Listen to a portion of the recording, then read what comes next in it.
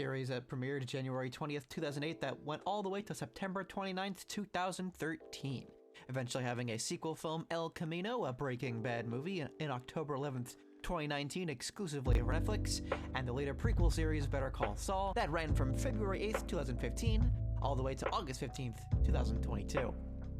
I, of course, talked all about Better Call Saul as we're sort of going through it timeline-wise, so any information about that and anything involving Jimmy McGill, also known as Saul Goodman, you can get to in that prequel video that is also on my channel, so go watch that, please. But more importantly, we're talking about Breaking Bad today, a fantastic series that has a bunch of likable, but also very unlikable characters at the same time, full of great, well-written character arcs that means quite a bit to me. So of course, with that, enjoy my big retrospective of Breaking Bad. Breaking Bad, like Better Call Saul, also has the little mini-sodes, little mini episodes that were released online, yes, even during back then in 2008 when the internet was still relatively new, at least for media. There were little mini-sodes that were filmed during the season, and it's cool to see these. The first 4 actually take place before the actual show.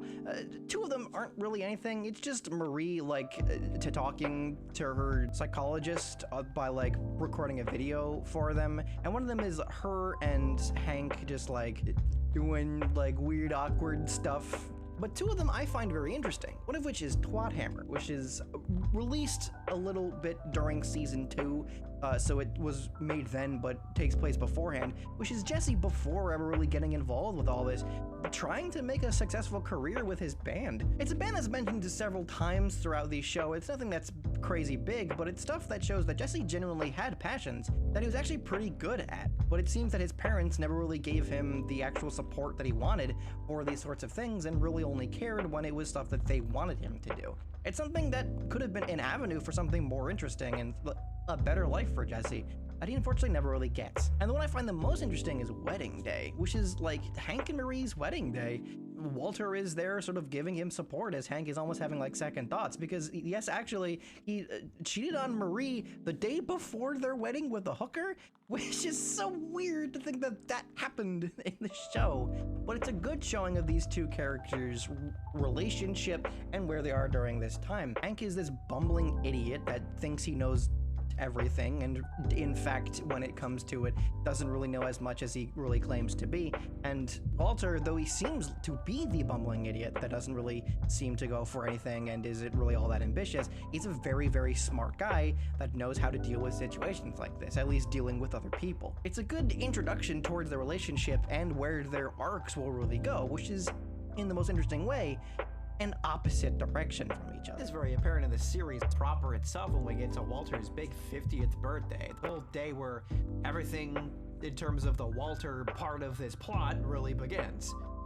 As Hank in the party ends up being this big mean jerk who sort of takes all of the attention, even though it's Walter's big birthday party. The day is supposed to be about Walter, not about Hank, and Hank makes it all about him, while Walter's just kind of like, oh, yeah, all right. And not just in the party, but in the scenes around it, especially with the awkward hand job, we get the good showing of the fact that Walter White has a very boring life that he doesn't really care that much for. He doesn't really want to be involved with any of this, and he kind of wants something more to his life. And this right here is where the main plot of Breaking Bad begins. Season 1. This part of him really comes out more when he finds out that he in fact has stage 3 cancer, which is operable, but it's gonna be a while before that happens, and he doesn't even tell anybody at first. He doesn't let anyone know what's happening for the first couple episodes, actually. So he decides to start kind of living it up a little bit and trying to do something different. So he actually goes to Hank on a drug bust. There he sees someone he recognizes, which is his own old student, that being Jesse Pinkman. He sees that, in fact, a lot of money can be gained by doing this sort of thing, by selling meth to people. And him as a scientist, he knows how to do that, so he decides to meet up with Jesse and they start doing it. They start doing very well, and it's in fact this high-grade meth. Not that I know anything about that, because I don't, but it's apparently really good. They sold candy that looked like it, and I imagine it tastes like rock candy, because it's rock. I don't fucking know. It's drugs. Point being, it's a lot of money, because people like drugs. Listen. However, they get involved with the gang that we kind of saw a little bit of in Better Call Saul, mainly Crazy 8 and his cousin, who was working with Jesse when they got busted in the first part of the episode there, and they end up getting into a little bit of trouble with them, which Walter has to just like quickly gas them. They end up needing to just like run away with their RV, and Walter basically immediately regrets everything he just did, nearly shoots himself because he thinks the cops are after him. Strange enough, they aren't, and they pass him by, so now he has to like deal with the dead body of the two of these people. However, Crazy 8 isn't dead, and that's the unfortunate part here, is now he has to deal with that while Jesse has to deal with dissolving the other one's body. The two of them end up not working all that. With the second episode dealing with the aftermath, Jesse screws up really bad as he tries to dissolve the body in the bathtub. Now, scientifically, it wouldn't do that, by the way. The acid that was used in the episode, as said in science things. Listen, I'm not a science man. I don't know everything about science, but you can look it up on YouTube. It wouldn't have done that. They probably could have went with that perfectly fine. Not that the science isn't accurate, because indeed the acid wouldn't have, you know, eaten through the cases that they had there. But also, you don't need to do that. It just is seen a lot in movies that they put them in like little cases, mainly thanks to the fact that Jeffrey Dahmer did that, so it became popular to put in movies as that's the way people dissolve bodies. And this is a weird conversation I'm now having, so let's move on. As Jesse goes off on his own to try and to reconnect with his family, Walter then has to deal with Crazy 8. He tries to talk his way out of it with just trying to make a deal with Crazy 8, but there's this fantastic moment, this great moment, as Walter realizes that the plate that he broke during his coughing fit that he gathered up afterwards, some part of it is missing, and Crazy 8 is planning to stab him when he lets him go. And it's this devastating moment as you're like, damn it, dude, you could have just gotten out of this. We could have just went our separate ways. Walter could have moved on. He would have screwed up, right? But he could have moved on from this. But this is where Walter really kind of goes off the deep end and just can't go any further. If Walter never killed Crazy 8 in this scene by choking him to death, Walter could have went back to his life with full knowledge of that he went through some fucked up shit here, and on the next episode he admits to having cancer here. He probably would have moved on. Maybe. At the very least, what's also important is that Jesse does not get any positive feedback from his parents, who basically, from the moment he shows up at their home, are instantly against him. And it's so sad to see that they just don't support him in any way. They love their son, right? But they have all but given up on him due to his past. And it's clear that if they just had given him more support or had attempted to help him, Jesse wouldn't be in this situation here. This is a very important part of his character going forward, as ultimately Walter White is the only positive influence in Jesse's life going forward. The two of them realize they can make some good shit together, and from what it seems like at first, Jesse sort of begins this friendly relationship with the guy and sees that his talents are actually wanted here. And Walter, after, blowing up a car, realizes he wants to live his life the way he wants to live, and decides that he's going to do what he can to get the money for his treatment. Walter refuses money outright from his old business partners, who are married at this point, one of whom he used to have a relationship with. And it's this and Jesse being told by his best friend Badger that his crack is absolutely phenomenal, which is just a weird sentence to say, that the two of them decide that they're going to go back into business together. They then try to sell it to, of course, Tuco Salamanca, who isn't into this and nearly beats Jesse to death. Walter decides that he's going to try and earn Tuco's respect by basically scaring the shit out of him by nearly exploding his whole building, which is absolutely crazy to do. In doing so, they gain the trust of Tuco, which is really cool to see. And you think things are gonna go without a hitch, right? But no, if it wasn't clear by him beating the crap out of Jesse before, Tuco Salamanca is insane, and during their little handoff of the drugs, Tuco just kills the man. Just kills one of his own guys when he just slightly talked out of turn, and again, that man is terrifying. And I would never want to meet him in real life. Ever.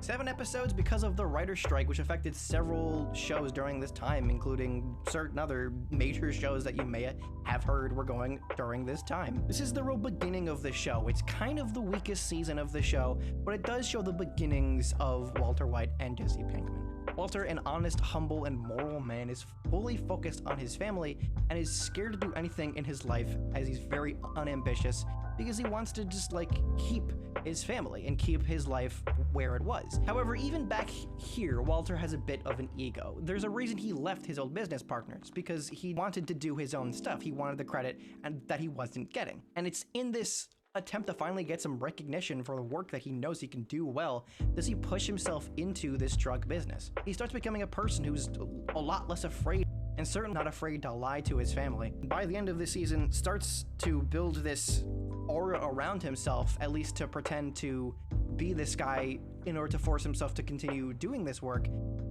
which this persona will later, of course, be known as Heisenberg. Walter White is Heisenberg. It's not that this is some persona he's putting on. This is a part that is inside him this entire time that's slowly coming out. He's pretending that this is something that he's fine with doing, though a part of him totally is. Most of him is still scared and doesn't want to be doing this. And this is really a front that he's putting on to bring out this side of him outward so that he could continue doing this, and it will slowly grow more and more to be his regular personality.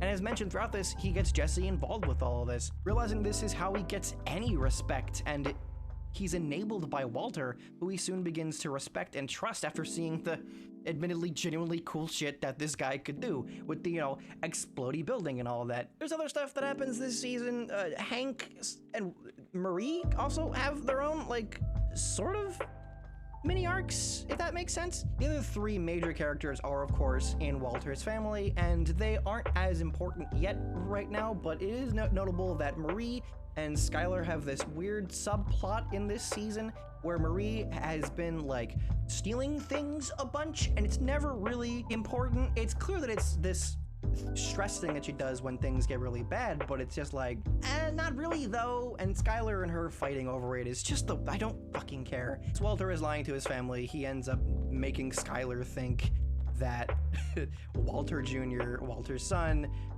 has been doing marijuana, which ends up having Hank be like, you don't want to do that sort of thing, which weirdly involves him bringing him to a hooker that Jesse liked hanging out with. And I don't know why he does this. It's the worst part of the show. That right there, I don't like that scene. It's very awkward. Honestly, it's pretty out of character for Hank for like the rest of the show. He's this guy who's full of bravado. He's the clear indication of like toxic masculinity and the problems with it, which will inevitably be very important as the show goes on.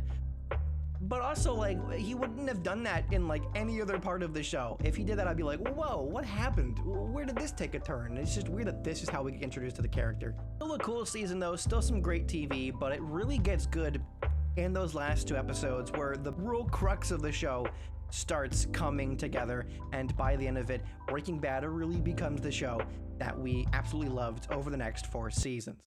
Season 2! The second season has this weird opening thing where most of the openings seemingly have this weird pink bear or something have happened at the White household, and it slowly comes together by the end of the season of what exactly is happening there. Before we talk about any of the episodes, there's this one mini-sode called The Break-In, where with help of Badger, Walter White breaks into this old lady's home because some of his money was in a vacuum. This mini-sode makes no sense because Walter White never puts any of his money into a vacuum because you never would have done that. There's no part in the show where this could fit in because Skyler sold it at like some kind of yard sale, which is never a thing in the show. That would make sense, I feel, you know, to like raise some money for the treatments, fine. But like, also, when did this happen? There's like no good place to put it. I'd say around this point, right? But I don't know. If out of all the minisodes, it's probably like the worst one.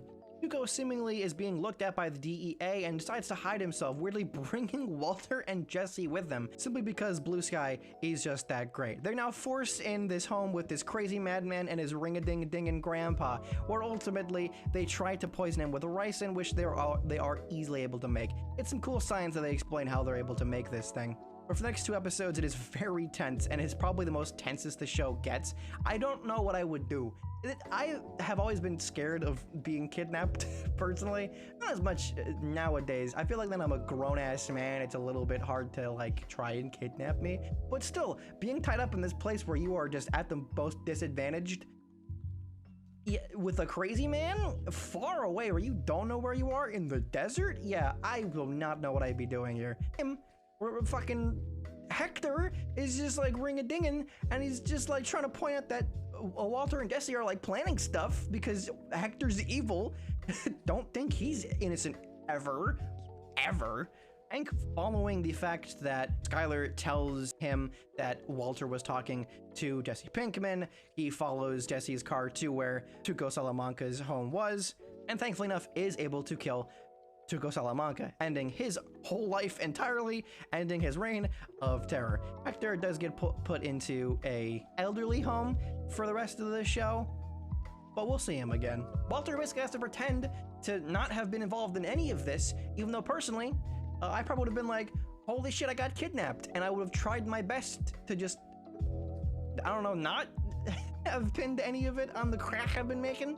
But I'm not Walter White, so whatever. So he instead pretends that he goes on a mental break. However, the hospital won't let him out because, as far as I know, they had a mental break, which they cannot feasibly explain how he did so. Walter kind of hides out for the next couple episodes, not involving himself with any of this, but does tell Jesse to try and hide the RV, which he does so, just barely able to put it into this one guy's place, but then finds out that he can't go back to his regular place because his parents took it away from him. So he's to try and hide into the RV, which, you know, doesn't go so well. Why are you blue? Using some of the money that he had, he gets a new place with a living right next to this woman, Jane, whom he just barely convinces to allow him to live there with just a bunch of cash and no information given. This is a very unfortunate choice that this person will make, which will lead to bad things. Oops. However, the two start to get cooking again and things start to go very well. With help of Jesse's friends, they start distributing it very, very well. Unfortunately, other people are involved and they try and attack their friends, that of course being 2 crackheads which attack Skinny Pete. To make sure they keep their rep, Walt tells Jesse to go deal with this, which he ends up not really dealing with it, but taking the credit when the one crackhead woman flattens the head of her boyfriend, which is like, holy shit. I would love to know what happened to the kid of this couple who now had to deal with the fact that his mom killed his dad, I think, and now is going to jail. Though nobody tells anyone about this till later, where ultimately people find out about that she went to jail for doing this.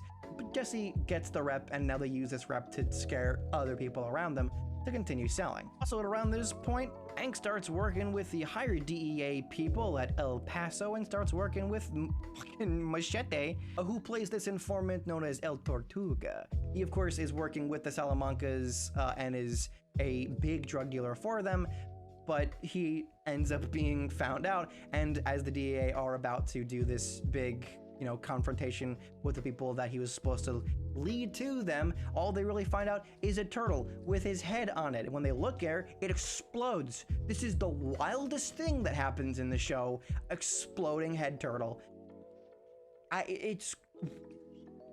Our boy Saul Goodman is here. They call Saul finally to try and sort out Badger as he actually gets investigated and he's brought to jail. With a setup that nearly goes wrong, they actually set up this guy who is apparently this guy who purposely takes the fall for people, but through this they do start working with Saul. It's a really cool scene to see Saul working directly with the 2 of our characters, especially when you see Better Call Saul beforehand. Like, you know how far he's fallen and how he's really good at these things. You're like fully going with this guy at this point, When this was first originally a thing, you're probably like, what the hell? That's not gonna work. But like, watching the show, you're like, yeah, this is gonna work, absolutely. But you also know that when they get involved with Saul, they're not gonna have a good time, are they? They're gonna get more and more involved with these guys that are gonna be more of a problem now because of their involvement. Also, the way they of course start to work with him is they kidnap him, and when does so, he's like, oh no, is this Lalo? Because he's still very scared of that man.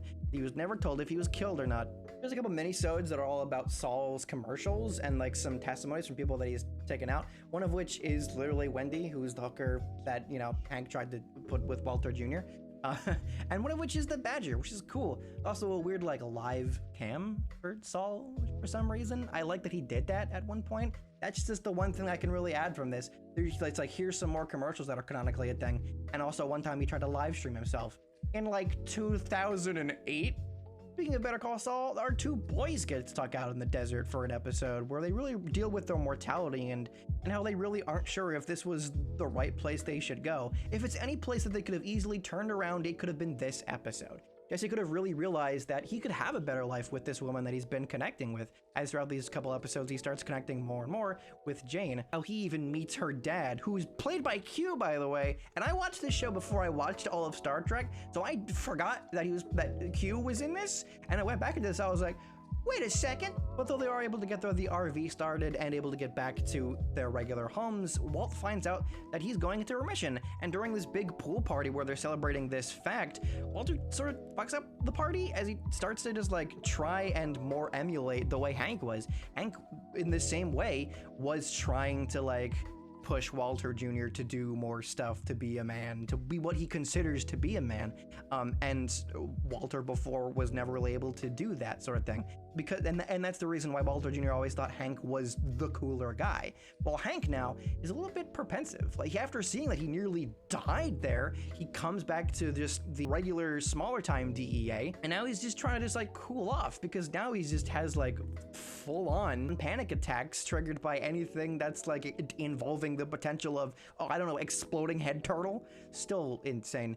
This is where really everything goes to hell. Walter fully realizes all he really wants to do is cook. He cares about the recognition of what he can do with his genuine, actual talents. He doesn't care about any of this. He doesn't care about this family stuff. Now, keep in mind, part of him is absolutely still doing this for his family. He does care about his son. He cares about his son's opinion of him. Otherwise, he wouldn't have done that at the party, and he absolutely cares about his wife's opinion. Otherwise, he wouldn't constantly be lying to her to try and make sure she gets off his back, and you know, he can keep doing the thing, which is giving lots of money and taking care of the actual expenses here. Ultimately, after Jesse's friend Combo is shot in a very shocking scene, Saul introduces them to Gus. Walter and Jesse blow it for their first interview because Jesse and Jane start going really, really hard back into meth, and this starts going down the very bad road for the two of them.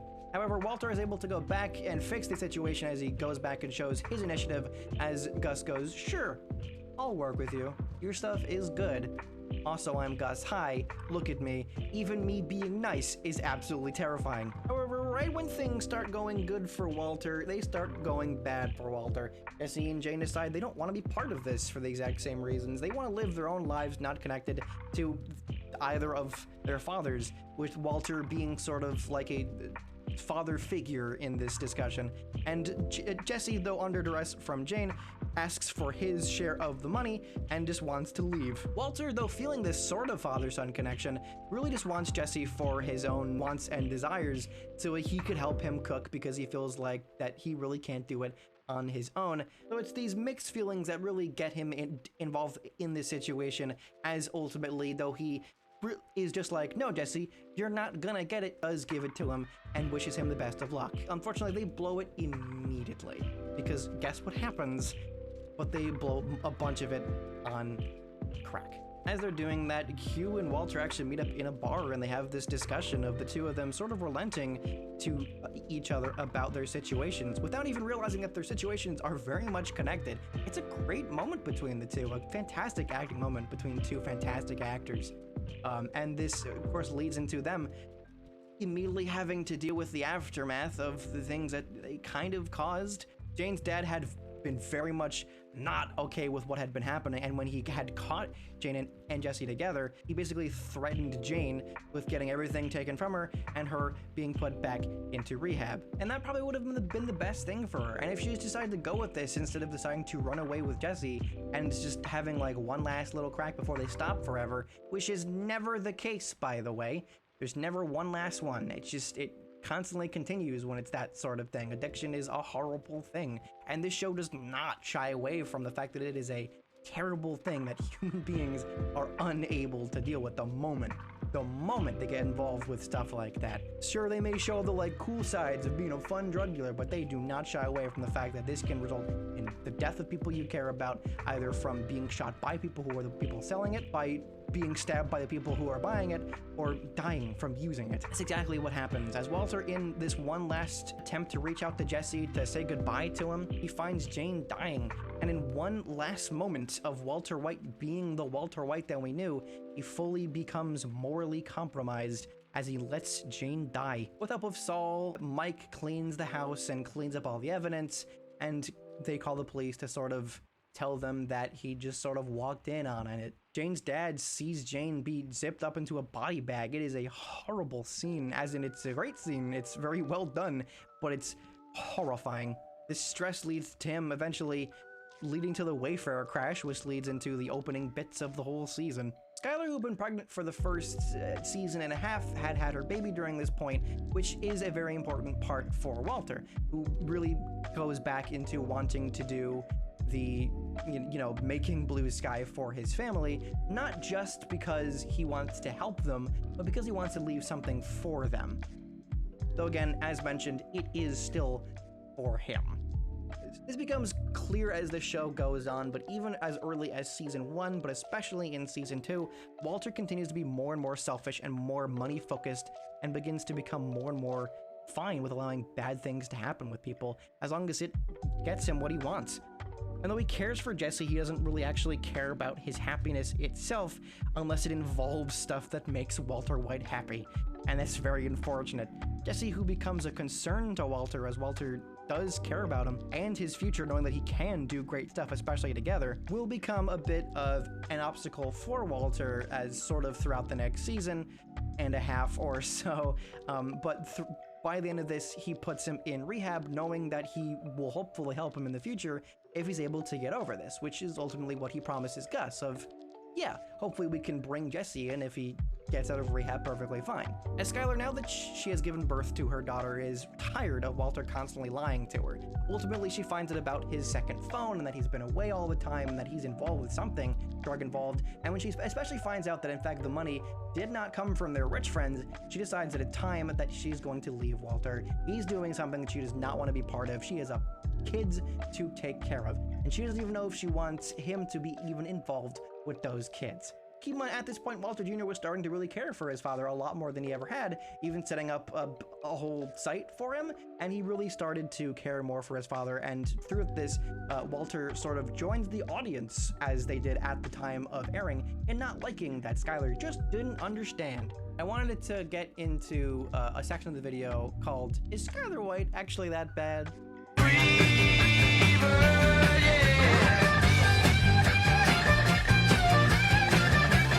The answer is no. The answer is never, except like a little bit in the next season, which is understandable, and we'll get to that, but like any other part in this show, no. No, she isn't. We know as an audience that Walter White is doing what he's doing, right? And when you first watch this show, you're on Walter's side, because ultimately he's the cool guy blowing up bad guys, bad drug dealers. And by the end of the show, you begin to learn more and more about who Walter White actually is. And we'll get more to that and his evolution as a character. But Walter White, he's lying to his family, he's hiding stuff from his family, and it's entirely understandable that Skyler doesn't want to be involved in this. When she finds out all of this stuff, you yourself reasonably would be just as angry about Walter keeping secrets, right? If you didn't know what was going on, as Skyler didn't, it'd be entirely justifiable. Now, what Skyler White isn't justifiable in everything she does. No one's a perfect character, but the hate of Skyler White in the first airing of the show is egregious. If you're still on that years later, nearly 20 years later, get off of it. Like, really? By the end of the show, Walter will fully admit that he's in this for himself, and we'll kind of go through this as we go along. But Skyler White is not some kind of selfish bitch who doesn't care about him and is just getting in the way, because no, in truth, there are no good drug dealers.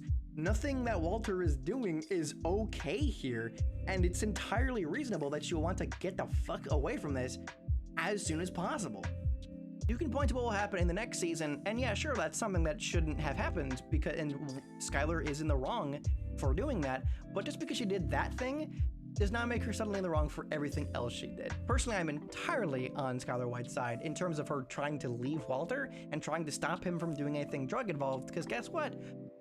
Not a good thing to do, to sell drugs to people or something. That's sort of the point of season 2, is that this is really where the innocence of Walter White dies. That's the real symbolism of the bear. This young kid's toy destroyed by the actions of Walter White inadvertently is the real showing of that these kinds of things slowly down the line will lead to horrible, horrible things. It's very notable that there's lots of similarities to the way that Walter treats Jesse and that Jane's dad treats her, and the similarities between the whole turn the baby, turn Jesse, otherwise they'll choke on their puke, and Walter knowing this and then not doing that to Jane is just fantastic and is perfect setup to this conclusion of that character, and the clear showing of that Walter does not care about a human life and did this on purpose because he wanted to. He didn't need to, he wanted to. This is the full loss of Walter's innocence. And though there will be good parts to him still, he still cares about his family, and in some ways you do feel bad for him over the next couple of seasons, but Walter is fully a bad guy going forward. Season 3! The rest of the minisodes are here. Some more Saul stuff, still kind of funny. There's also a weird little that involves the characters as like superheroes that are seemingly like animated or drawn by Jesse, I guess, because he did that a little bit. Really enough, by seeing that like superhero stuff, we see more stuff that Jesse was interested in more than drugs. He was not just a musician, he was an artist. He's a very creative person, right? He's not great at speaking to people. He's maybe not like the greatest at being attentive, but he is a very creative person, and he has a lot of genuine talent that unfortunately never gets used because it was never the thing that his parents helped him with, never the positive influence enough, and unfortunately Walter continues to use Jesse for his own purposes throughout this season, which continues not only the loss of Walter's innocence, but also Jesse's innocence. That's what's great about this show, is the next 2 seasons don't make that clear. In fact, they bring a whole eviler man to make it seem like Walter is continuing in this beating up the bad drug dealers type thing that we assume in the first viewing, right? Because we get more and more into Gus. Walter moves out his house and gets a new house, and Jesse goes to rehab. Seemingly things are looking a little bit better. Walter thankfully starts working again with Gus, though Walter sort of like freaks out when he tries to get back into his family's life, which of course the infamous scene of him throwing a pizza, which they thought was gonna take multiple takes but took a single take, which is amazing. His family's out, he actually just goes into his home on his own and is nearly killed by the cousin, and they totally would have did it with axes, and it would have been terrible if it weren't for Mike showing up. So you're welcome, Walter. Gus meets up with the leaders of the cartel like Juan Bolsa and the Salamancas. They try not to get them to kill Walter, as though they know that he is, you know, the reason for Tuco's death, more or less because of his relationship to Hank. Gus is just like, nah, he works for me, I can deal with him, which, you know, in a way, I guess he kind of is. All right, now we get to the online hate bit with the fact that Skyler goes fully into Ted. Everything involving Skyler White and Ted Beneke in this season is honestly a waste of fucking time.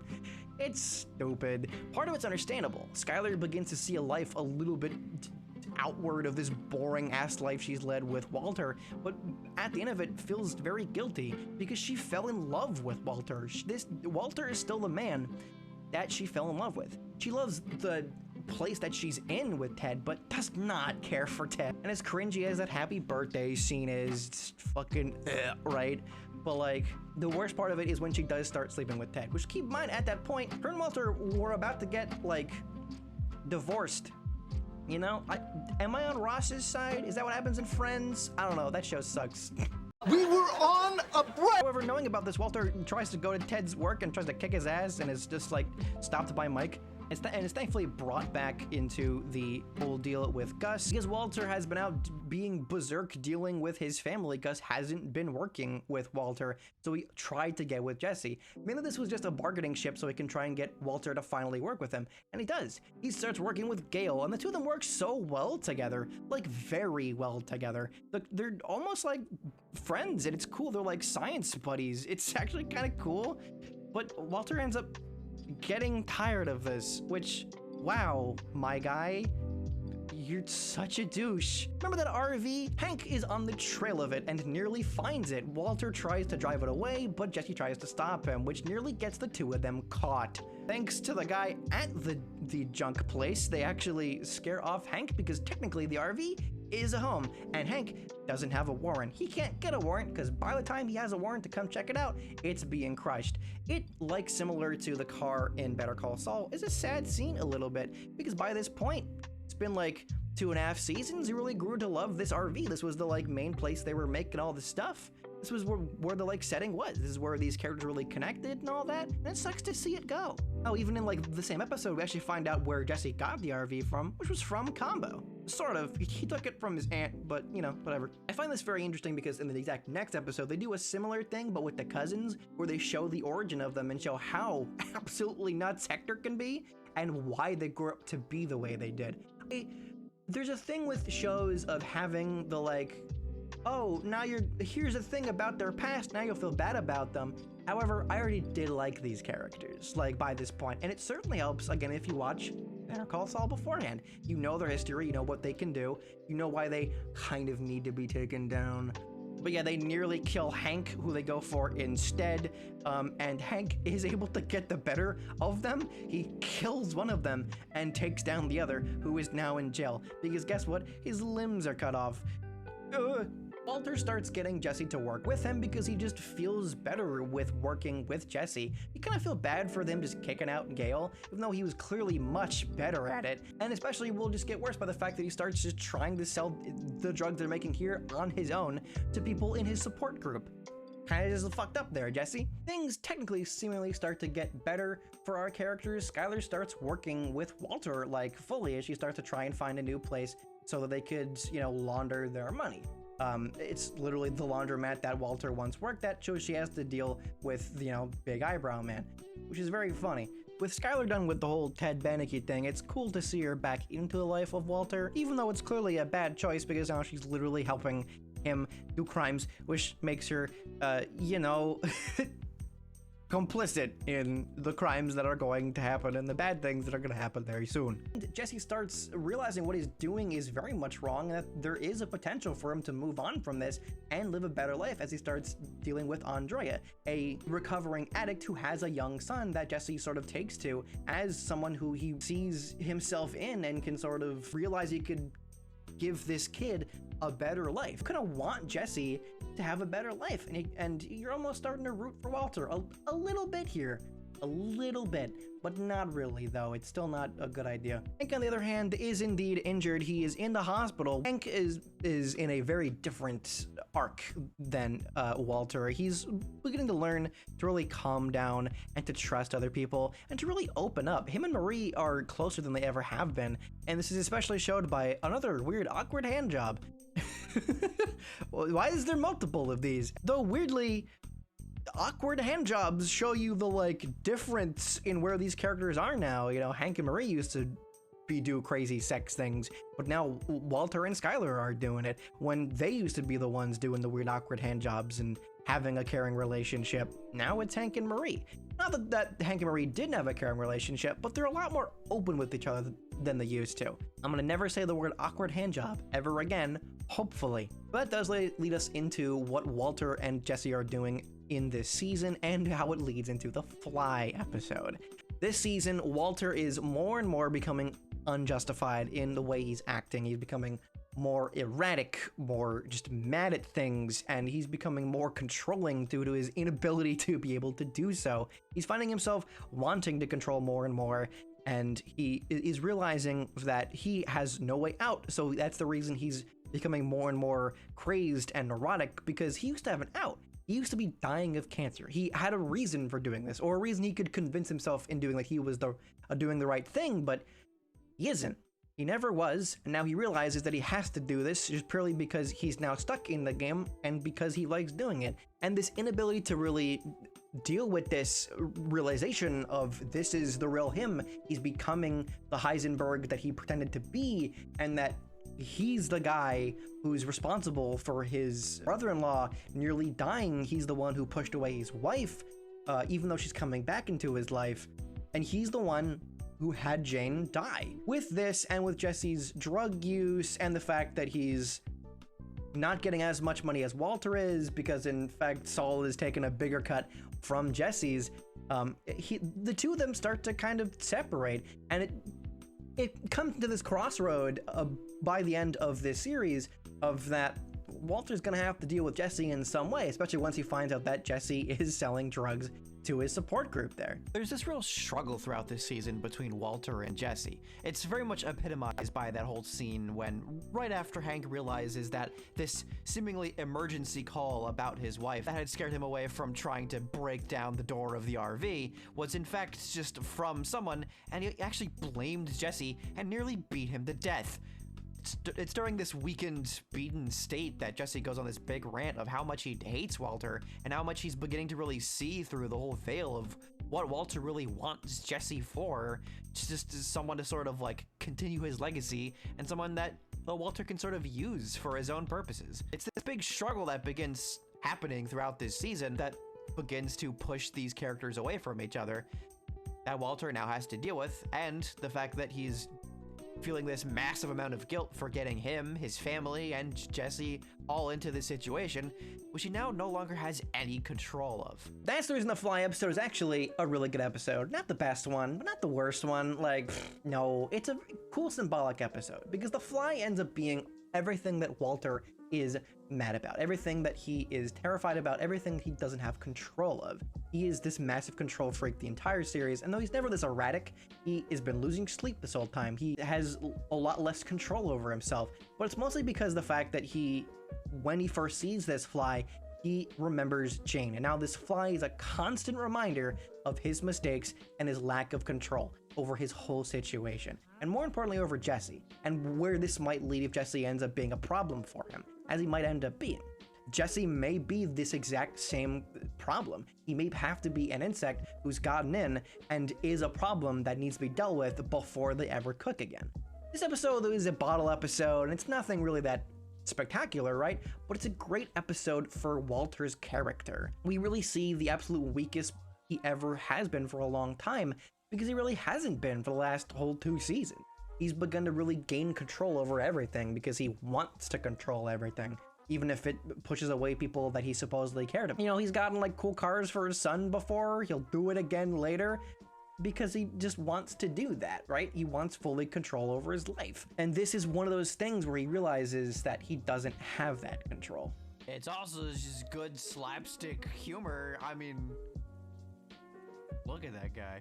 It is ultimately this guilt that has Walter even keeping Jesse here in the first place, and ultimately what has him decide that he wants to keep Jesse for the rest of it, which causes the big problems with Gus. By the end of the show, the last 2 episodes, Jesse finds out all about the guys who killed Combo. He goes to fight, but ultimately Mike stops him. Gus tells him he'll deal with it, which ends up being about him being killed. This guy who shot Combo was a small little kid. Gus didn't order this kid's hit, though God knows Gus could have easily have done that without a care. It was mainly the guys that were working with the kid that were in the truck that just killed off the kid because Gus said, hey, deal with this kid, get rid of him, not kill him.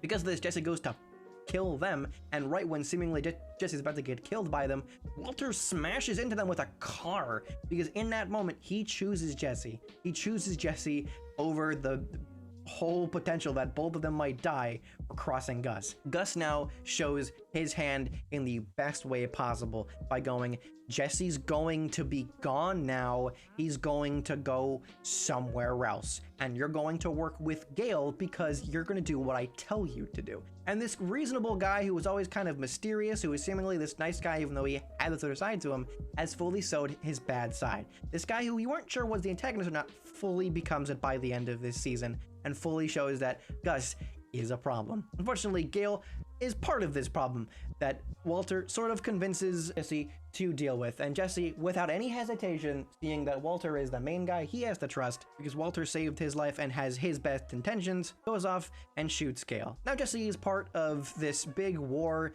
with Walter and Gus and will get caught right in the middle of them sort of using him as a weapon against each other, and unfortunately Jesse gets fully morally compromised by the events here. Jesse has never really killed a man before. This is the first time and it won't be the last. The crossroads that the characters were on by the point of the Fly episodes really come together into one singular road during this point in the series.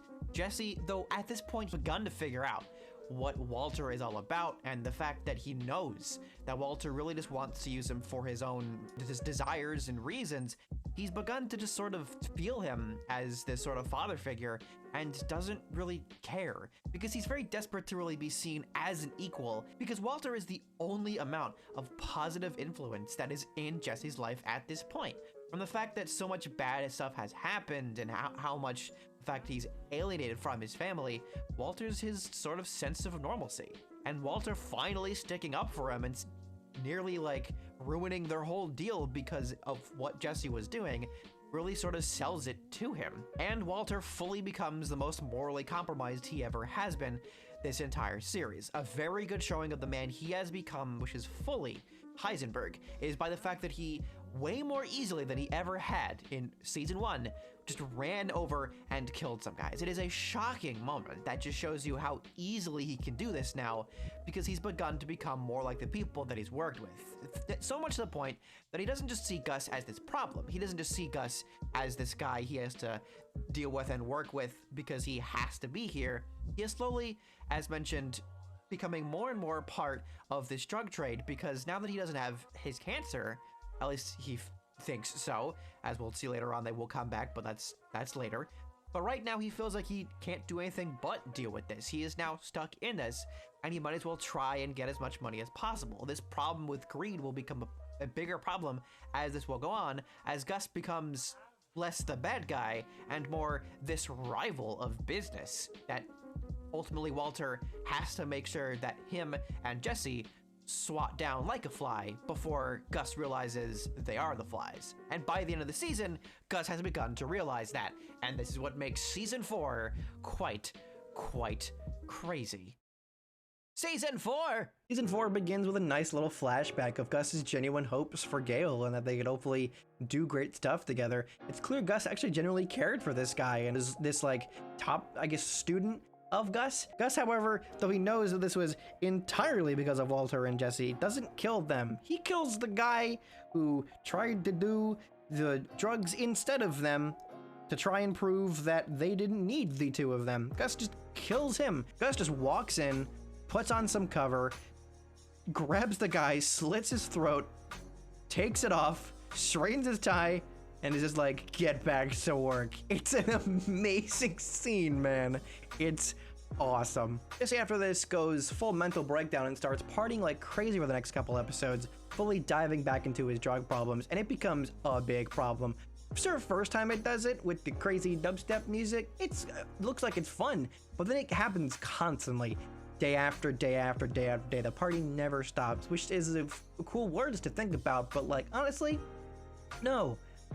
Gus actually puts in cameras to make sure that there's no scheming going on, and Walter kind of starts doing stuff on his own, though he keeps asking for Jesse, but, you know, Gus won't let that happen. Ultimately, Walter kind of gets to a breaking point where he reveals that he needs at least some partner to work with, and he demands it to be Jesse. Gus at least kind of relents, though he decides to start having Jesse also go with Mike for little jobs that he's doing. Understandable, considering that we also kind of see a scene with Mike nearly getting killed by the cartel, but I don't think Mike really needs help, but okay. And also during this time, Walter and Skyler do reveal what, how they've been getting the money and also been paying for Hank's treatments, which is through Walter's gambling problems. That's what sort of pushed them apart before. That's their explanation. Sure. By the way, this has Walter Jr. like Walter Moore, apparently. All right. Thanks, Walter Jr. Go back to your fucking breakfast.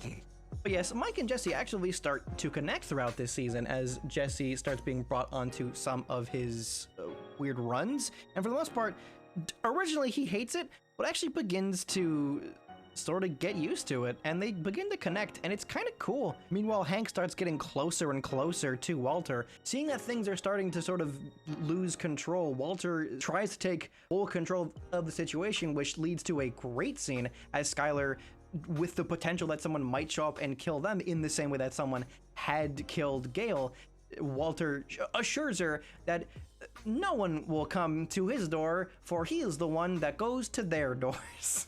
I am the danger. I am the one who knocks. You are not the guy. You're not capable of being the guy. I had a guy, but now I don't. You are not the guy. Jesse ends up being the guy, as during one of the jobs, seemingly someone tries to attack them with a shotgun, but Jesse fucking runs that guy over.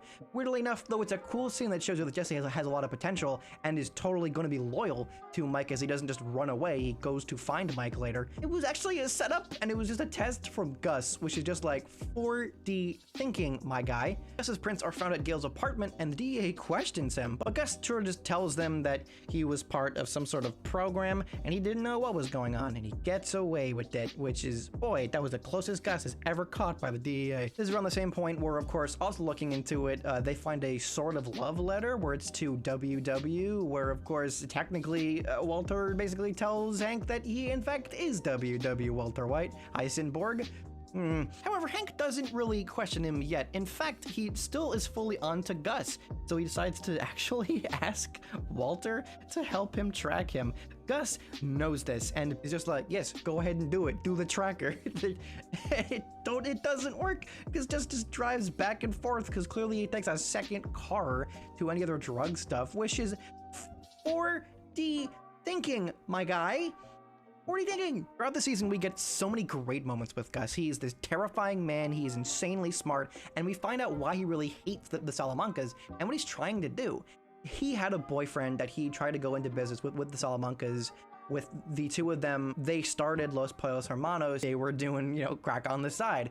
Unfortunately, they were told to stop doing that, and the way they were told to stop doing that is that one of them was killed and the other one was allowed to live, though Gus did never let this go, of course. And though he got back into the business eventually, they never forgot about this, keep in mind. They knew that this was the guy they told to fuck off before.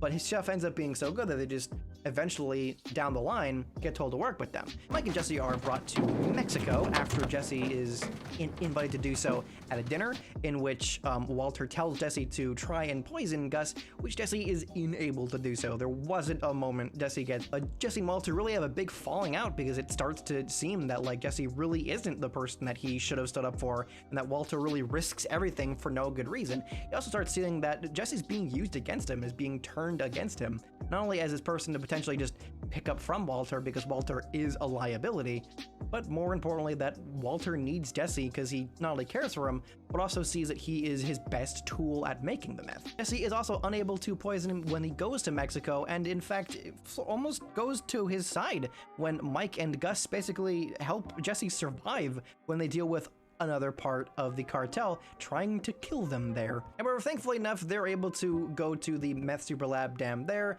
show that team down there how to make it. However, it doesn't matter because Jesse and Mike and Gus aren't there to just show them how to do it and help the other members.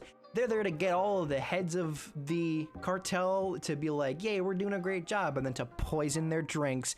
This is all part of his big revenge plan, and it's an amazing moment. And it's cool how Gus is just like, we're not poisoned, drink up. And then it's a puke later up so he doesn't die. It's amazing. Gus is the coolest fucking guy, but he's terrifying because of that. Because he is ready to go to some massive lengths to get what he wants. Meanwhile, things get bad with Ted Beneke again. Skyler White deals with the fact that Ted has been doing stupid things with his taxes, which were kind of a thing when he was with him before. But he still hasn't dealt with it. So now she has to act all dumb in front of the tax people and to like deal with it of like, oops, haha. And then it literally has to give him a bunch of money so he could try and deal with it, which he then wastes on. Of course. Unfortunately, because she gives him some money, she has to try to have him still deal with these taxes. So of course, Saul is asked, he sends some of his guys, which of course involve your boy Huel. And unfortunately, that leads to him tripping on some oranges and becoming paralyzed. Good slapstick humor. I mean... In an amazing scene, Gus boasts to Hector Salamanca that he's the last of the Salamanca line because one of the innocuous people that they were shooting at when they were in Mexico happened to be a Salamanca. Okay, sure. And while he's doing that, Hank actively follows the lead and totally nearly catches them, and Walter basically has to crash the car so they don't get to the laundromat. Walter causes some more problems with Gus, who basically starts getting tired of him and threatens his life if he doesn't do exactly as he says. Because, yeah, Walter knows that Gus does not need him anymore and fully sees him as the Fly. I think I'm still going with this being the symbolism here. I don't know. Point is, though, he's so scared that he tries to get all the money and try to disappear himself with help of a thing that Saul had told him about before. He almost does so, and in fact, was about to do it if it weren't for the fact that Skyler gave Ted all that money. Thus having that amazing scene of Skyler, where the money at? Skyler, show me the money. Where money, Skyler? Where money? Skyler! Where? I guess the video. You did what? I guess the video. Walt, please, please just hear me out, please.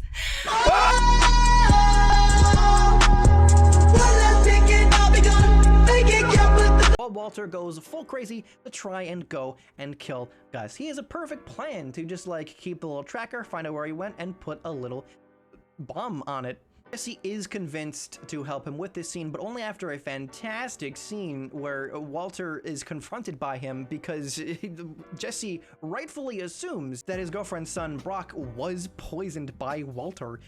Jesse nearly kills the guy. Walter is able to just barely convince Jesse that it was not him and that Gus is trying to turn them against each other.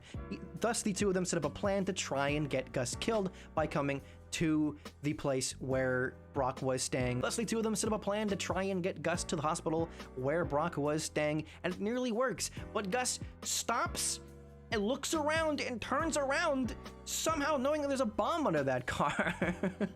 It's the weirdest scene. Gus is just fucking psychic. He just knows where things are. It's a cool scene because you're just like, what? But it's not insane, right? Gus knows that someone's out there to get him. He didn't send someone to go check the car beforehand. He knows there could be anything happening here. God knows that there potentially could have been a sniper. The fact that he looks around first and sort of gets like a view of the land, he knows that something was out there. I don't think he knew that there was a bomb under the car. I don't think he's psychic. I do think that he did think that something was gonna happen. There could have been someone in that car who was about to strangle him, right? Something was gonna happen to him. But this does lure Gus into, and this great moment, this slow walk, this just fantastic song that's playing as Gus just walks to the place where Hector's staying, and he just like talks to him one last time. He's about to like put the like poison into his veins or whatever he's like injecting him with. And he's just like, last chance to look at me, Hector. And he does, and he ring-a-ding-dings a bomb. And it's blown in half. And it's the coolest thing. By the end of this season, you're like, yay, Walter's beat the bad guy. We've done it, haha, yes. But then you see at the ending that, in fact, what really had poisoned Brock was the Lily of the Valley flower, a very poisonous flower, which just happens to be in Walter's backyard. It's in that moment where the audience probably didn't realize it at first, but on recollection, immediately it has to snap to you that Walter did it. Walter did it to lie to Jesse, to get him on his side, to take down his rival, to take full control over everything. Walter's not a good guy. Walter never was a good guy. He was not capable of being the good guy. He always had an ego that grew more and more as he brought out this other side of him that, though he feigned was this cool side of him with Heisenberg, Heisenberg became what Walter was completely. And in killing Gus and in being full confident that he has this ability to do what he wants when he wants to do it, and he doesn't care, he gets rid of Gus's empire. Now everyone's dead. He blows up the big lab that they were working on the last 2 seasons, so no trace of this is found, and Gus is still able to be found for being involved in all of this. Walter feels like he got away with it all and still wants more because he feels like now he's the big kingpin. He is Gus now. This is Walter. This is Walter White. Walter has went from this meek individual who was scared to do anything to this man who is not afraid of anything, but in such a way that it makes him terrifying. He isn't some cool guy making speeches. That was a distraction. The entire show shows you as that he's some good guy. He's like Dexter, because that was the show going at the same time of the killer that kills worse killers, which doesn't make killing anything better, by the way. There is no good drug dealers. There's no good drug dealers defeating evil drug dealers. There's just drug dealers. They're all bad. Walter White was bad from the start by doing what he was doing. He went from a man making mistakes by getting into the wrong industry to a man wanting to control the industry and being able to do so, and feeling like he can easily do so, which turns him into a hateful man. And he kind of had to. Jesse at this point was seeing that though he was stuck in this place, he was seeing what Mike was doing. There are better places to be in this industry, and he could probably keep doing what Mike was doing. He was pretty good at it. He at this point doesn't like killing people, but he sees that he could roll down that road, and maybe he could get used to it, but not in like a horrible way like Tuco was doing. He saw a different father figure in Mike, in the same way that Walter was giving him some positive influence and showing that though he may not like what he's doing, it's better than getting nothing. Mike shows that though this still isn't a best place to be, it's at least better than getting what Walter was giving him. And though Jesse still cares for Walter and wants him to respect him, he begins to sort of be a little bit like how Jimmy was with Chuck, of just like, I want to do my own thing because it makes me feel good. And unfortunately, Jesse is never able to go past this because that's his whole empire, hell, the cartels in general, it's all blown up by the end of this season, honestly. Season 5, both parts of it. I don't separate them. Walt, Jesse meet with Mike in the desert, not only to try and make a plan to try and get rid of the very last trace of any of their information with just a small little laptop. And the weirdest little part in this season, and probably the most fun, they make this weird truck full of magnets, which won't like help them steal it, but will help them destroy the laptop. It was a late 2000s laptop, so that makes sense. To then go to find the cigarette, which Walt actively places to help sell his story, which makes Jesse feel fully bad about it, which, great job. Thanks, Walter. I hope you feel good about this. He does, he feels fantastic. Mike now goes off to deal with Lydia, a woman who was with the magical security company who was working with Los Pollos Hermanos. She now has to deal with a lot of the aftermath of a lot of the people that were working with Mike and his group, and she starts to sort of like turn them against each other because she becomes very, very paranoid throughout this season. She's one of the main antagonists of this season because she basically turns people against each other and tries to do so with Mike. She tries to convince Mike to kill all of the guys he was working with, even though he fully trusts them, and has made deals with them of, you know, he's gonna try and get them out of jail, and he's gonna get them their money as soon as possible, which is gonna be a little bit longer now. Well, Mike literally has to kill one of these guys because Lydia convinced him to try and kill Mike. Mike, though, reluctantly comes into a three-way partnership between all of them to sort of try and continue, but without a big meth lab, they aren't able to make as much as they were able to. So they actively use a bug company so they could like find houses that are about to be, you know, bug bombed, and they make the meth there for that day. Honestly, kind of clever, not gonna lie. Well, this seemingly goes well. Skyler tries to drown herself and tries to like get her kids as far away as possible because she knows that Walter is absolutely off the deep end, which is not helped by the fact that later on, when Lydia seemingly tries to trick the three of them with this fake bug on one of the methylamine barrels, Walter basically votes for them to kill her. Unfortunately, she was in the right there because in fact they did mark all of the barrels just in a weird way. So they have to steal some methylamine from somewhere else, which they end up doing so through a fun little train robbery. It's a very fun episode. They all kind of get along with help of the bug people, which includes Todd, who's a weirdo and really looks like Matt Damon. He ends up killing a kid who sees what they did by the end of it, which just, oh boy. What the fuck, Todd? And if that isn't worse enough, Walter continues to try and control his wife more and more, basically being like, you can do whatever you want, but I'm gonna keep the kids. I'm fucking Walter White. She's basically showing this darker side and how it's ruined his relationship as he literally invites Jesse over to dinner. Just kind of coming full circle with how he tried to like hide all this from his family, but now it's just in front and center. It's here where Jesse realizes, wow, Walter's went off the deep end, hasn't he? Walter in season 5A is terrifying. This is nothing like the man we knew from season 1, not even season 3, for God's sakes. Because of this, Jesse with Mike decides to just kind of sell off their stuff to some other people. mainly because they don't want to be part of this anymore. Mike realizes he has enough money, and his money that was siphoned into his bank account to help his granddaughter is being looked at right now, so he kind of has to deal with that. And Jesse really just wants to get out of this. He has a relationship with people that he realizes he could just leave with now. It's time to move on, you know? We've done what we've done. We can get out. The DEA aren't looking at us. Why are we still doing this? Walter, full egotistically ruins the whole deal and decides that in fact he's gonna try and convince the other two to at least start this deal so that they can get a new lab, start making new stuff. Through this we get the... You all know exactly who I am.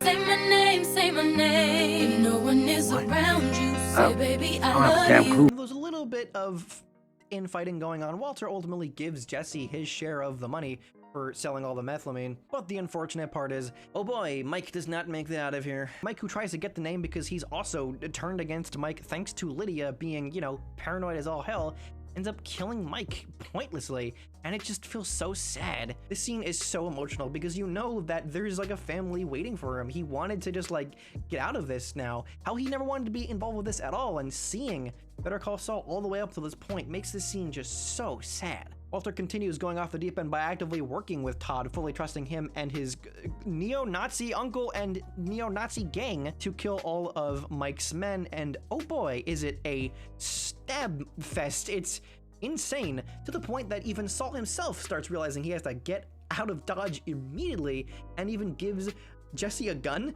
just in case they come for him too, because Walter is back at it and trying to be Gus again. It's only after Skyler tells him that he's going through this all for no reason because of how much cash that they have and this big like stash, this just large cube of money that they have, is ultimately when Walter decides he's out. And it's in this moment I believe that Walter really realizes his problem. I'm sure he knew in some ways this entire time, but it's in this moment that he realized that, sure, this entire time he's been going under the guise of doing this for good reasons, but he's went way far into this. He's been doing this for himself, probably since the start, but especially recently, and it's only here does he finally realize this, and realize that he needs to get out. If he wants to keep his conscience, he needs to leave now, and it's in that moment that he finally gives that money to Jesse, and that Jesse seemingly leaves. Seemingly our two boys, despite the horrible things that they've done, finally have a way out.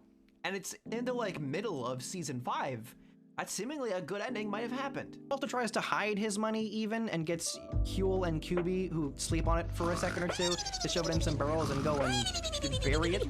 It's during this little family dinner when Walter, Skyler, Marie, and Hank are all hanging out that Hank finds one piece of evidence that brings everything together. And it's this moment that Walter White goes past the point and he'll never be able to come back from. Jesse, who does not want this money because it's dirty, disgusting drug money, is taken away but just throwing his money away. And Hank, knowing that he has a connection to Walter, decides that he's going to work directly with him. The two of them start working together, mainly because Jesse fully finds out that Walter was the person to poison his young kid friend, and because this nearly sets Walter's house on fire. Walter, after one big confrontation with his wife, then is confronted by Jesse, who is like, "Come after me, man. I know where your money is." And Walter freaks out, goes exactly where his money is, but they didn't know where he is. They were going to trail him to find out where his money is. This is going to fully implicate him. However, unfortunately, Walter called for Todd's uncle because he only thought that Jesse was coming, not realizing that Hank was there. So we get this amazing scene where Hank is unfortunately caught by them, and as much as Walter is screaming to be like, don't go there, stop, he's caught, and Walter, despite all of his pleading after he gets out of the car, just like, don't kill him, Hank's like, he's already made up his mind, and then dies. It's so sad. It's especially sad for Gomi, who is there with Hank, because Gomi didn't deserve this. It was a cool dude, you know. He always had Hank's back. He was always trying to help out. God, the two of them dying is so sad, but it fully shows you the repercussions of Walter's actions. We've seen bad stuff happen because of what he's did, but now it's all catching up to him. This was going to happen from the start. Him getting caught, his friends and family knowing it was never going to end well, but it's ended the worst it possibly could have for him. But like in a good way, I mean, you know, it's still a great show. I'm not like, you know, but you know. Also tries to get his family out, but Skyler realizes that in fact he was the reason Hank is missing now, and tries to like fight back with a knife. And it's like, yeah, remember when I said that Skyler White was entirely justified, at least besides for like the part with Ted Beneke? Yeah. Are you feeling bad about shitting on Skyler when she's like clearly in the right, fighting back against Walter because she wants to live a normal ass life, and now with a drug dealing evil man who was perfectly fine with poisoning a child? I wonder. Both Walter and Saul get disappeared by the vacuum man as Jesse unfortunately gets taken away and shoved into this crazy evil cage by Todd and his family, and he's like abused by them. We see a little bit of it in El Camino, but still here you see that he went through some rough shit during his time. He is forced to work with them, these crazy evil neo-Nazis, and they even kill Andrea, and it's just like right in front of him and in front of Brock, and it's like, God, that sucks so much. But Walter eventually on his 52nd birthday just goes. He goes back to his home. He says one last thing to his wife where he fully reveals he was always doing it for himself. Maybe a part of him wanted to help his family, and he did care about them. But this was always because of his ego. However, thankfully, his raised money will be slowly like given to Skyler and the kids through his previous business partners from Gray Matter, as he basically threatens them to do so, but with fake little laser pointers that he gets Badger and Skinny Pete to like pretend they're snipers. Just a funny last showing with them, but I'm glad they show a little bit more in El Camino, because if this was the last time we saw them, wouldn't have been as satisfying. Ben has this amazingly tense moment against the neo-Nazis as he just tries to sort of like stagger his way in there and try and get him and Jesse out of there, and all of them killed. In this awesome scene, he has this gun strapped to a car and just has it like automatically shoot with a little like button on his keys. Jesse, still in chains, but a little bit freer than he used to, strangles Todd to death, and it's awesome. It's an amazing conclusion to this series as Jesse gets away laughing crazily as Walter White ultimately succumbs finally to his injuries, which were in this fight, though keep in mind, he would have died very soon afterwards, as revealed during the last couple episodes. He once again, his cancer is back, and he didn't have that much time anyway, which was the whole reason why he went out to try and fix things, or at least just end them in such a way that things were going to be a little bit better. Him dying in the meth lab that Jesse was being forced to work in, he died the same kind of place that he really began to start living. Now for the El Camino movie. El Camino is the fantastic conclusion to Jesse's arc. Jesse, with Todd's El Camino, drives as far as he possibly can and meets up with Badger and Skinny Pete. They're able to kind of hide his car and help him get out with their own car, where he finds Todd's apartment, and after multiple flashbacks of how Todd was absolutely insane by just killing people randomly, he was very much like a Jeffrey Dahmer type man. Who knows, he probably did eat people, I don't know. But there he meets up with Big John. At least that's what I'm calling him. That's who he plays in the Halloween movie. Him and this one guy are pretending to be cops, and they nearly pretend to catch Jesse, but Jesse realizes, wait, I know you. Wait a second, you're not cops. And thus he's able to make a little bit of a deal of he gets some of the money as long as he shows them where the money is, which it happens to be in the fridge.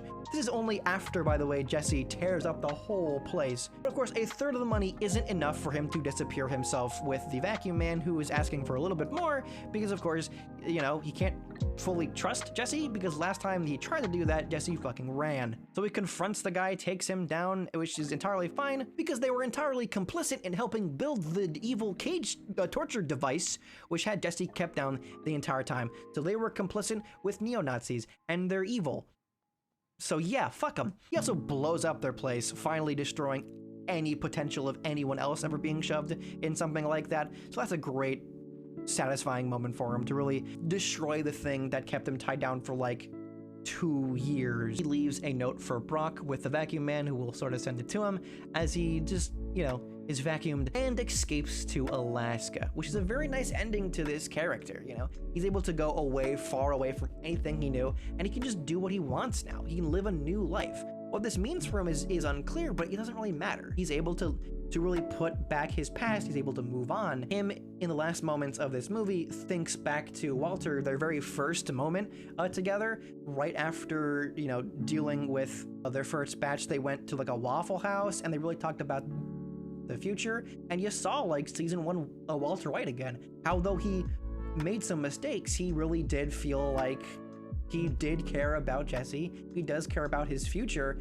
and he did care for him as his pseudo son. In the same way Jesse cares about Walter in like a father figure type way, Walter does care about Jesse in a son-like way, because Walter Jr. never really was gonna be the son that Walter could pass down his ideas to. Jesse ended up being the kind of person he could sort of raise and really teach in a much better way he ever really could with anyone that was in his class who clearly didn't care. His very last moment is him thinking of Jane one last time and finally moving past his mistakes in the past.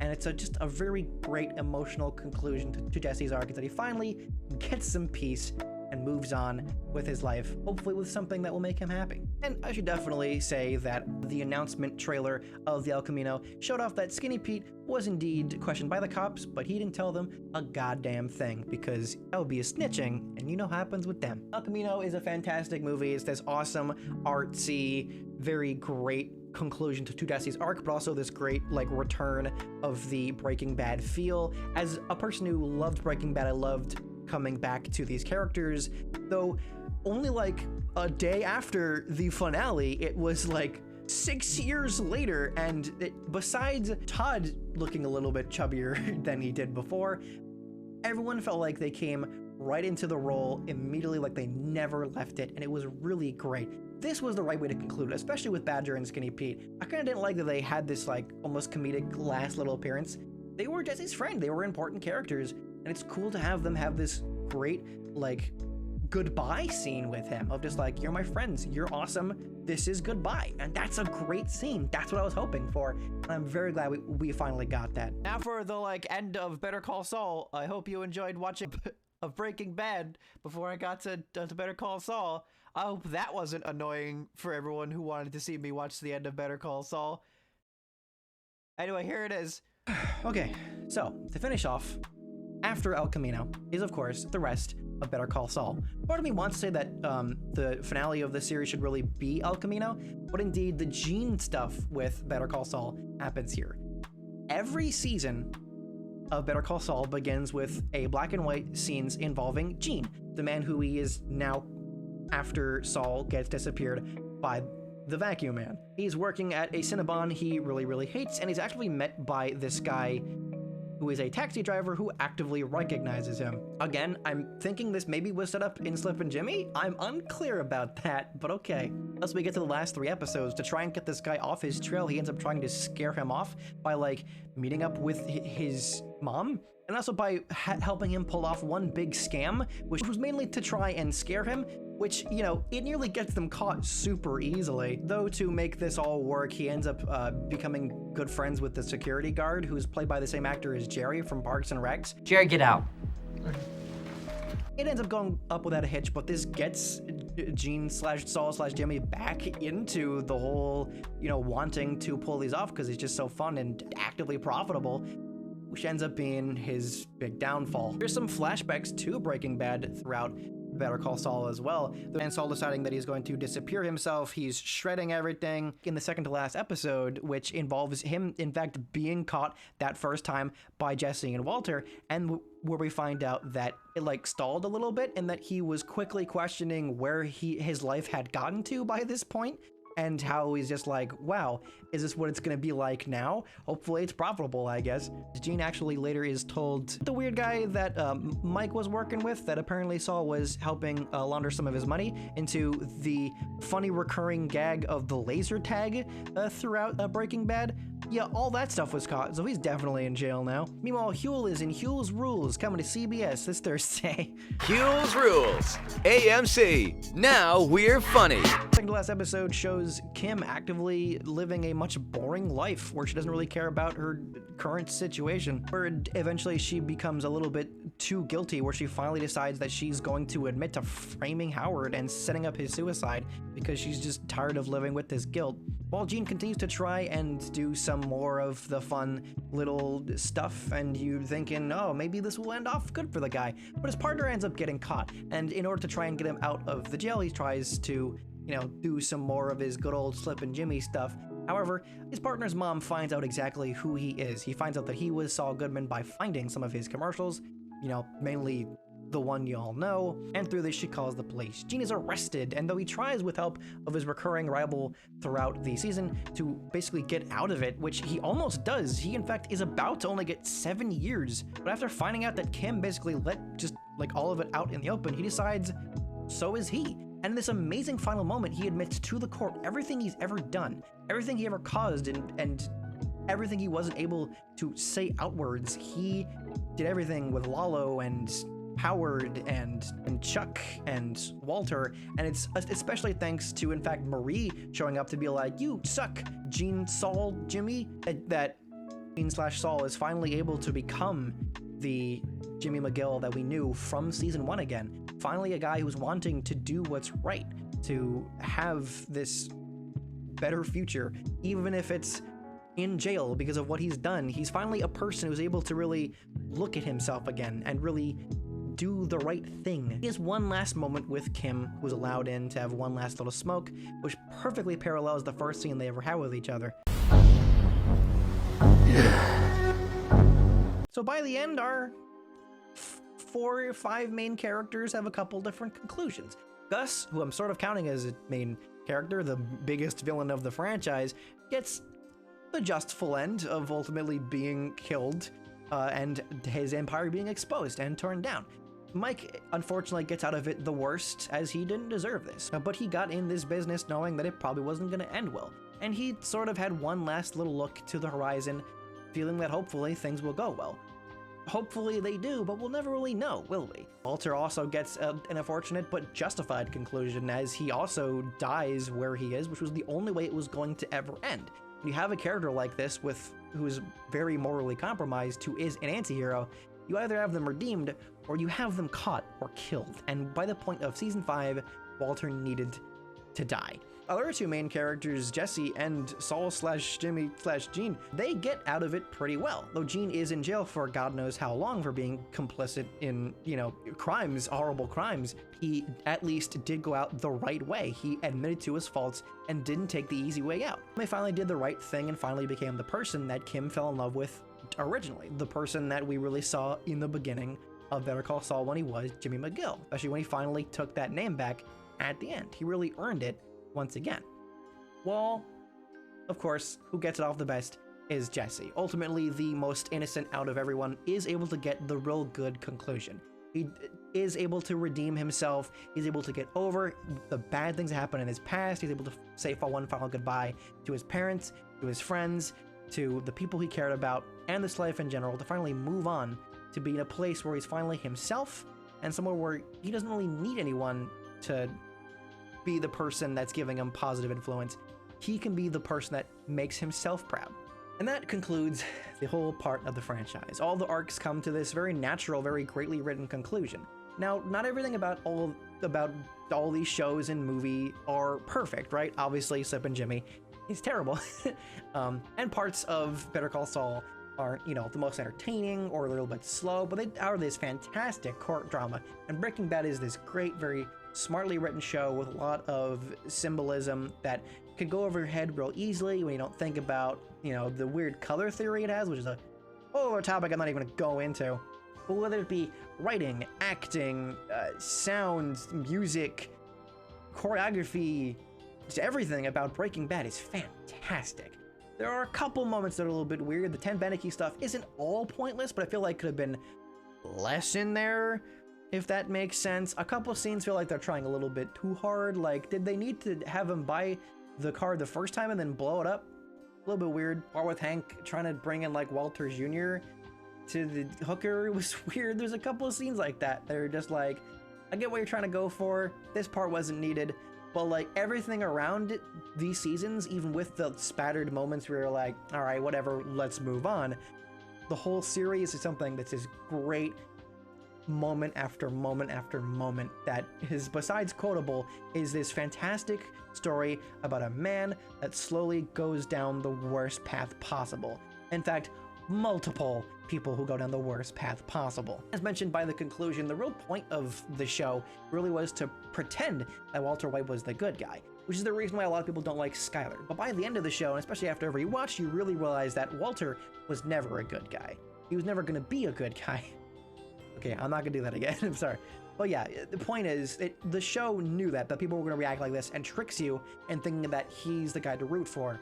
But by the end, they make it real clear that he was never going to be that person, and he shouldn't have been that person. It's not wrong to root for him and to have a fun time during this, but it is wrong to think Skyler is a bitch for not wanting Walter to sell drugs to people. I'm calling you out right now.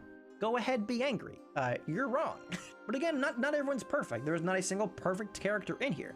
Not only are there some parts that aren't the best written, but also everyone is an imperfect character on purpose, right? They're all people who make major mistakes because they're human, because the world is fucked up and the drug trade can entirely ruin people's lives, as good or as well-intentioned as they may be. And thus we kind of just leave Skyler White with her two kids, estranged from her sister, who God knows will probably never talk to her ever again, and God knows if, like, what's gonna happen with Brock. God knows what's gonna happen with Holly, like, now that she knows that her father is this big drug dealer, right? What happens to, like, Jesse's brother for a little bit, you know? Personally, I feel like there's nothing you could really add to the storyline. I would love to learn more about Gus's past. There's a lot there that really hasn't been explored, but I wouldn't want like a whole show about that. Maybe like a mini-series about Gus's past. I think they'll be interesting. And maybe you could sprinkle in some stuff there that could lead into the only other thing I would find interesting, which is a second movie. Personally, the only thing I would love to see from Breaking Bad, the whole franchise, is a Holly White movie. I think they could definitely have some kind of movie. This is my pitch, by the way. I'm pitching a movie right now, just saying. Someone send this to the producers. Holly White movie. She's going around behind her mother's back, trying to learn about the history of her father, and she meets some other characters. She meets Mike's granddaughter, just kind of like somewhere, meets up with Jesse's brother on purpose, who's off being like a famous musician now, or like a jazz club, I don't care, whatever. And hopefully at some point meets up with Brock, right? I have ideas of how you would do it. I'm not gonna reveal it until I was to like write the whole thing, but I think it would be sort of like a anthology film where it would be different stories bringing back these actors, taking place before, during, and after the series, all about more little bits of information I feel like could be revealed about these characters, about their past and their other opinions, and then tie it into the future, the years later, the present day of what's happened to these characters, and especially the kids that were now left parentless, or grandparentless, or multiple other things. I think though there shouldn't be a whole multi-series story, there is definitely some story to be told here with Holly White specifically. Not that she gets involved with the meth business. I don't think there should be Breaking Bad 2, by the way, but I think there could be a story of her finding out about her father and sort of coming to this acceptance of he did some horrible shit and by the end he was a horrible man, but there was some part of him in there that did love her. Of course, that's my opinion. I hope you enjoyed me talking all about this big overview of the franchise. I, of course, absolutely adore this whole franchise. I can tell you more and more and more about this series. I love it to death. But how do you feel about Breaking Bad? Do you agree that it's the best thing ever? How do you feel about Better Call Saul? Do you think it's overrated or are you wrong? And more importantly, how do you feel like El Camino? Do you think it's sort of this like big, cool conclusion? And do you think anything else should be made, at least something small? And do you have any ideas about what could be made for it? Leave all that stuff in the comments. I definitely love to hear it and talk about it. As long as it's not mean. Don't say mean things. If you want to hear me talk about other retrospectives and recaps, then absolutely subscribe. I do this stuff all the time, trying to do it more often weekly, but for the most part, we'll have these big ass videos every month. So definitely get ready for that, as well as fun gameplay videos I do every occasionally, doing all stuff all the time. Lots of ideas all over the place. Point is, absolutely subscribe. Definitely ring that bell. Make sure you stay tuned for anything else I'm doing in the future. But most importantly, stay good, stay safe, don't be an asshole.